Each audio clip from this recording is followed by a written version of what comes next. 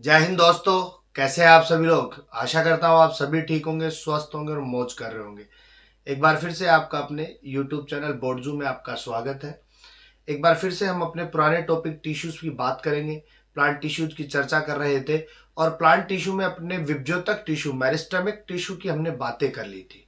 उसी मेरिस्टेमिक टिश्यू से आगे चलते हुए हम बात करेंगे स्थायी उत्तकों की, क्योंकि अपन ने कहा था कि विभज्योत की उत्तकों के विभाजन से जब विभज्योत की उत्तक टूटते हैं या विभाजित होते हैं, आगे जाकर के वो क्या बनाते हैं, स्थायी उत्तक बनाते हैं। और स्थायी उत्तकों में किसी भी प्रकार का कोई विभाजन नहीं होता है, तो उन्हीं की हम बात करेंगे आज।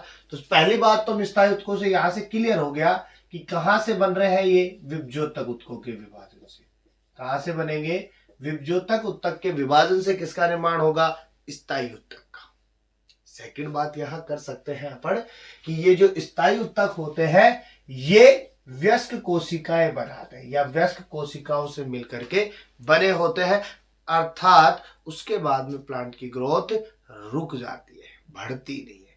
जैसे अपन नहीं कहते कि 18 साल तक लड़कों की लंबाई क्या होगी? बढ़ेगी, और जब 18 का होता है तो क्या हो जाता है? मैच्योर हो जाता है, उसके बाद में उसकी लंबाई नहीं बढ़ती। तो वैसे हम बात करेंगे इनकी स्थायित्व को। दो भाग होंगे, सरल और जटिल। सरल स्थायी उत्तक और जटिल स्थायी उत्तक। जैसे नाम में ही देखो, सिंपल और कॉम्प्लेक्स। देखो कॉम्प्लेक्स जो है नाम में जटिल है, लेकिन वैसे इसका कार्य क्या है? बिल्कुल सरल है। इसका नाम सरल है लेकिन कार्य उतने ही क्या है? जटिल है। दोनों में डिफरेंस क्या है? तो इतना समझिएगा, सरल स्थायी उत्तक जो होता है वो केवल एक ही प्रकार की कोशिकाओं से मिलकर के बना होता है, और जटिल क्या होता है? एक से अधिक प्रकार की कोशिका यानी अलग अलग कोशिकाओं से मिलकर के बना होता है। सरल स्थायी उत्तकों की बात करें तो हम इनको तीन भागों में डिवाइड करते हैं।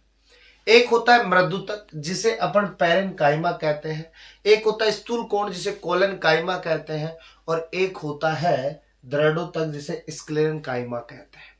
अगर बात करें पैरेनकाइमा की, तो पैरेनकाइमा वर्ड जो था वो किसने दिया था? ग्रू ने दिया था। किसने दिया था? ग्रू ने दिया था। एन ग्रू ने दिया था। अब बात करें पैरेनकाइमा क्या होता है, तो सीधी सी बात है, पैरेनकाइमा कोमल होते हैं। सबसे पहले जो आएगा वो कौन आएगा? कोमल। यानी पैरेनकाइमा कैसे होते हैं? कोमल होते हैं। यानी ये जो उत्तक होंगे वो कैसे होंगे? कोमल, बिल्कुल सॉफ्ट होंगे, किसी प्रकार की हार्डनेस नहीं पाई जाएगी। और इनके बीच बीच में, उत्तकों के बीच बीच में जो अंतरा कोशिकीय स्थान प्रेजेंट होगा, यानी कोशिकाओं के बीच में रिक्त स्थान पाया जाता है, जिससे इनमें क्या होता है? गैसीय विनिमय की प्रक्रिया होती है। ठीक है, गैसों का क्या होता है? आदान प्रदान हो सकता है। वही बात करें दूसरी कि इनकी जो सेल वॉल होती है वो सेल्यूलोज व पैक्टिन से मिलकर बनी होती है। सेल्यूलोज पाया जाएगा और पैक्टिन पाया जाएगा, क्योंकि कोशिका भित्ति जो होती है 6 प्रोडक्टों से मिलकर बनी होती है, जिनमें से सेल्यूलोज भी होगा और पैक्टिन भी होगा। कुछ मृदुत्तकों की बात करें तो उनमें क्या पाया जाता है? हरित लवक। और जहां हरित लवक का बात नाम आ जाए वहां किसका नाम आता है? फोटोसिंथेसिस का। अब जब फोटोसिंथेसिस हो रहा है तो हम इनको कौन सा उत्तक भी कह सकते हैं? हरित उत्तक भी कह सकते हैं। कौन सा उत्तक कह सकते हैं? हरित उत्तक भी कह सकते हैं। ये तो बात किसकी होगी? मृदुत्तक की। वहीं बात करें कोलेनकाइमा की, तो देखो ये क्या था? सॉफ्ट। अब सॉफ्ट से आगे चलते हैं तो लचीला, लंबा और जीवित। लचीला का मतलब बिल्कुल इलास्टिकली होगा, यानी जिधर मुड़ाना चाहोगे उधर मुड़ जाएगा, इधर घुमा रहे हो तो इधर घूम जाएगा, इधर घुमा रहे हो इधर घूम जाएगा, स्ट्रेट रखना चाह रहे हो स्ट्रेट रह जाएगा। अर्थात जैसे प्लांट को आप घुमाना चाहते हो वैसे घूम जाएगा। ऐसा तो नहीं प्लांट को उठा करके दूसरी जगह रख दोगे, ये नहीं कह रहा मैं कह रहा हूं कि प्लांट अगर हवा चल रही है तो इधर आ रहा है तो इधर जाएगा, इधर का है तो इधर जाएगा, स्ट्रेट रहना है इधर रह जाएगा।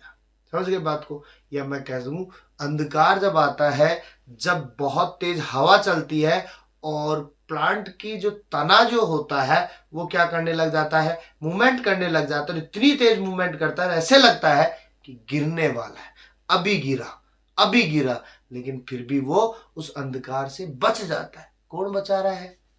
स्थूल कोण, कोलेनकाइमा। कौन बचा रहा है? कोलन काइमा बचा रहा है। क्यों? क्योंकि कैसा है? लचीला, इलास्टिकली है। समझ गए बात को?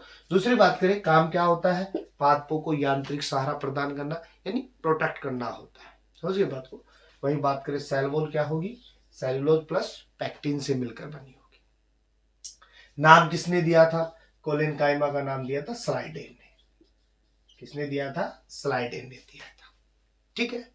अब बात करें दृढ़ोतक की। नाम में ही क्या है? दृढ़। दृढ़ का मतलब कठोर, कठोर का मतलब मजबूत। नाम में देखो दृढ़ोतक, दृढ़ का मतलब कठोर, कठोर में मतलब मजबूत आ गया। तो सीधी सी बात सकते हैं, कैसा होता है? कठोर व मजबूत होता है, पत्थर दिल होता है, टूटने से भी नहीं टूटता है। समझ गए बात को? कैसा होगा? पत्थर दिल होता है, टूटने से भी नहीं टूटता, लेकिन जब टूटता है ना, तब इसके अंतर्गत जो कोलन काइमा होता है वो बिल्कुल खत्म हो जाता है, बिल्कुल टूट जाता है। समझ गए बात को? बीच से तरक जाता है। कई बार जो पादप जो होता है उसका तना जो होता है क्या होता है? टूट जाता है। समझ गए बात को? तो वहां पर सीधी सी बात है, कोलन काइमा ना होकर के क्या था? दृढ़ तक। इसलिए वहां पर क्या हुआ? सहन शक्ति क्या हो गई? खत्म हो गई। तो पत्थर दिल भी क्या हो गया? टूट गया। और एक बार जब सीधी सी बात है, जो पत्थर दिल होता है ना, वो भी टूट जाता है बेचारा। कितना भी कहते रहो, सुनता रहेगा, सुनता, कभी तो गुबार उठेगा। तो वो याद दृढ़ तक होता है, बिल्कुल कठोरता और मजबूती के साथ में प्लांट को क्या करता है? प्रोटेक्ट करता है। लेकिन एक समय ऐसा आता है कि अपने आप ही क्या हो जाता है? ब्रेक डाउन हो जाता है, या हवा चलते हुए क्या हो जाता है? टूट जाता है। सेलवोल जो होगी किससे बनेगी? सेलुलोज प्लस लिग्निन से। यहाँ से पैक्टिन हट जाएगा, क्या आ जाएगा? लिग्निन आ जाएगा। मृत होगा, ये कैसा था? जीवित। ये क्या होगा? मृत। सब कुछ खत्म हो जाता है। काम क्या होता है? यांत्रिक सहारा देना होता है। काम क्या करेगा? यांत्रिक सहारा देना होगा। समझिए बात को? तो इसका एक छोटा सा स्क्रीनशॉट लीजिए, आगे बात करेंगे। सरल स्थायित्वकों के बाद में बात करते हैं जटिल स्थायित्वकों की। और जटिल स्थायित्वकों के लिए क्या कहा? अलग अलग कोशिकाओं से मिलकर के बना होता है। कौन बनेगा? जटिल स्थायित्वक। जटिल स्थायित्वक कितने प्रकार का? दो प्रकार का, जाइलम और फ्लोएम। जाइलम के बारे में किसने बताया? नैगली ने। फ्लोएम के बारे में किसने बताया? नैगली ने। दोनों के बारे में किसने बताया? नैगली ने बताया। जाइलम को हम दारू कोशिका भी कह सकते हैं। कौन सी कोशिका? दारू कोशिका। तो जाइलम को हम केवल कौन सी कोशिका कहेंगे? दारू कोशिका कहेंगे। ना विस्की कहेंगे, ना वाइन कहेंगे, ना रम कहेंगे, ना वोडका कहेंगे। दारू की क्वालिटी है, लेकिन ये नहीं कहेंगे। केवल आम भाषा में, साधारण भाषा के अकॉर्डिंग क्या कहेंगे? दारू कोशिका। जाइलम को क्या कहेंगे? दारू कोशिका। कौन सी कोशिका? दारू कोशिका। समझ गए बात को? फ्लोएम को हम कहेंगे बास्ट कोशिका। क्या कोशिका? बास्ट कोशिका। समझ गए बात को? अब देखो, दोनों के काम की बात करते हैं। दोनों बहुत काम के हैं। जाइलम को हम जल समय ऊतक भी कहते हैं। क्या कहेंगे? जल समय ऊतक। जल क्यों कह रहे हैं? क्योंकि सीधी सी बात है, मेन काम किसके साथ में करता है? जल के साथ में करता है। जाइलम का मेन काम क्या है? जल को ले जाना होता है। क्या करना होता है? जल को ले जाना होता है। कैसे लेके जाता है? तो समझिएगा, जाइलम कहाँ पाया जाएगा? जड़ में। नीचे नीचे क्या है? जड़। जाइलम कहाँ है? जड़ के अंदर। अब जड़ के पास में क्या है? पानी। और वहां पे क्या है? खनिज लवण। अब ऊपर वाले भाग को क्या चाहिए? जल चाहिए, खनिज लवण चाहिए। कोई तो ले जाने के लिए होगा। अगर कोई नहीं होगा तो ऊपर कैसे पहुंचेगा? और ऊपर नहीं पहुंचेगा तो पादप क्या हो जाएगा? मुरझा जाएगा। इसलिए जाइलम क्या करता है? जड़ द्वारा अवशोषित जल व खनिज लवणों को पौधों के विभिन्न भागों तक पहुंचाता है। जड़ के पास में क्या है? जाइलम। वहां से क्या लेगा? जल। वहां से क्या लेगा? खनिज लवण। उसको धीरे धीरे कहां लेके आएगा? ऊपर लेके आएगा। बस फर्क यह है, जाइलम एक दिशा में काम करेगा। कितनी दिशा में? एक दिशा में। केवल नीचे से ऊपर की ओर, कहीं और नहीं करेगा। नीचे से ऊपर की ओर करेगा। समझ गए बात? दूसरी बात, ये जो होते हैं, अधिकांश जो कोशिकाएं होती है इनकी, वो क्या होती है? मृत होती है। जाइलम की अधिकांश कोशिकाएं क्या होती है? मृत होती है। चार भाग होते हैं, वाहिका, वाहिनिका, जाइलम मर्दुतक, जाइलम तंतु। जाइलम के कितने भाग हो गए? वाहिनिकाएं, वाहिकाएं, जाइलम तंतु, जाइलम मर्दुतक। समझ गए बात को? वही फ्लोएम की बात करें, इसका उल्टा कर दो। ये नीचे से काम कर रहा था, ये ऊपर से काम करेगा। ये नीचे की कमाई कर रहा है, ये ऊपर की कमाई करेगा। लेकिन फ्लोएम दोनों दिशाओं में काम करेगा। इसका दोनों जगह कब्जा है, ऊपर भी है और नीचे भी है। फ्लोएम का दोनों जगह कब्जा है, नीचे भी है और ऊपर भी है, दोनों दिशाओं में काम कर रहा है। क्या कर रहा है तो देखो, पौधे द्वारा निर्मित भोजन, पौधे क्या बनाएंगे, भोजन बनाएंगे, और उन भोजन को विभिन्न भागों तक पहुंचाने का काम किसका है, फ्लोएम का। क्योंकि हमें पता है भोजन कौन बनाएगा, पत्ती बनाएगी। अब उसको अनेक जगहों पर ले जाने का काम कौन करेगा, फ्लोएम। क्या करता है, दोनों दिशाओं में कार्य। इसके भी कितने भाग है, 4। चालनी कोशिका, सह कोशिका, फ्लोएम मर्दुतक, फ्लोएम तंतु। चालनी कोशिका, सह कोशिका, फ्लोएम तंतु, फ्लोएम मर्दुतक, किसके भाग है, फ्लोएम। समझ गए बात को। इसका एक छोटा सा स्क्रीनशॉट लीजिए, आगे बात करेंगे। वैल्यू की बात करते हैं, क्योंकि वैल्यू जो होती है हर एक चीज की होती है। या हम कहें कि जिंदगी के अंतर्गत वैल्यू बहुत इंपॉर्टेंट करती है। चाहे वो वैल्यू किसी की भी हो, चाहे एक छोटे से मार्कर की बात करें, या एक पेन की बात करें, एक चप्पल की बात करें, एक इंसान की बात करें, सभी के पास कुछ ना कुछ एक ऐसी चीज होती है जो उनको अलग बनाती है, और उस अलग के चक्कर में उनकी एक वैल्यू बनती है। जैसे कि बात करें मार्कर के ऊपर अपन क्या बनाते हैं, निब लगाते हैं, ऐसे ढक्कन लगाते हैं। ये ढक्कन मैंने निकाल दिया, साइड फेंक दो इसको। अभी मार्कर किसी काम का है क्या, कोई काम का नहीं है, निकल जाएगा। वैल्यू किसकी थी, ढक्कन की, ना कि मार्कर की थी। चप्पल की बात करें, दो चप्पल, एक चप्पल एक जोड़ी होती है, जिसमें कितने चप्पल होती है, 2 चप्पल होती है। एक खो गई, क्या एक से आप अपना गुजारा करोगे, क्या मार्केट में एक मिलेगी, क्या नहीं मिलेगी। वैसे ही इंसान की भी क्या होती है, वैल्यू होती है, सेल्फ रेस्पेक्ट होती है। अगर इंसान की सेल्फ रेस्पेक्ट चली गई, चरित्र चला गया, करेक्टर चला गया, तो सीधी सी बात है उसकी भी वैल्यू क्या हो जाती है, खत्म हो जाती है।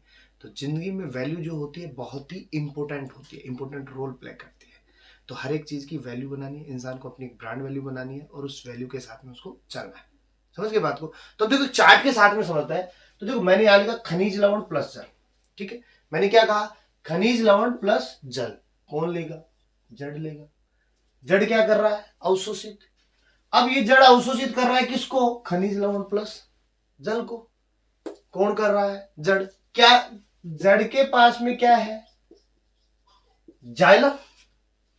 जाइलम कहां से उठाएगा, जड़ से, किसको, खनिज लवण प्लस जल को। कहां लेके जाएगा, पत्तियों तक ले गया, क्योंकि नीचे से जल को लेके जाएगा, नीचे से खनिज लवणों को लेके जाएगा, पादप के भागों तक, तने तक, पत्तियों तक पहुंचाएगा।